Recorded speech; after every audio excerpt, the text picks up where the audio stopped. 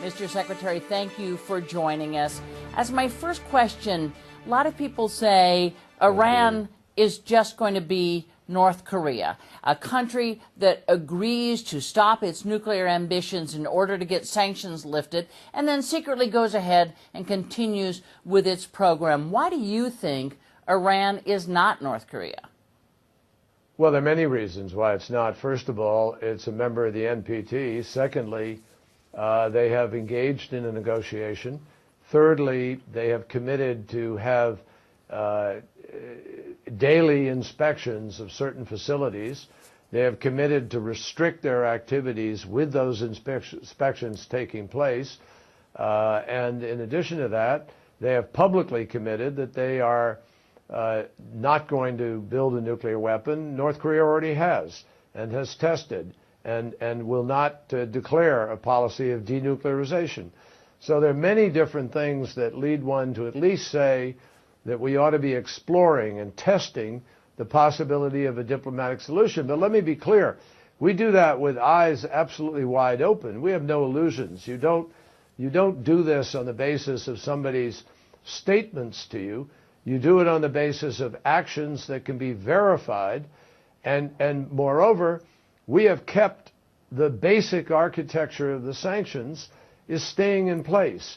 There is very little relief, and we are convinced that over the next few months, we will really be able to put to the test what Iran's intentions are. So you, at this point, trust Hassan Rouhani, the new president in Iran, to be able to follow through. Are you convinced that he has the power to do so? Because you know that the hardliners in Iran certainly are singing a different tune than has been sung at the negotiating table. Absolutely. Absolutely. We're well aware of that. And the simple answer to you is none of this is based on trust. It's not a question of trust. It's a question of having the verification and the intrusive inspections and the insights into the program and the commitments that can be held accountable so that you are in fact creating a fail-safe mechanism by which you are making your judgments. None of this, when you're dealing with nuclear weapons, it's not an issue of trust. As the old saying goes of Gorbachev and Reagan, you know, trust but verify. Verification is the key. And President Obama and I have said since the beginning, we're not just going to verify or trust and verify, we're going to verify and verify and verify. We have to know to a certainty so that Israel, Gulf states, ourselves, nobody can be deceived by what is taking place.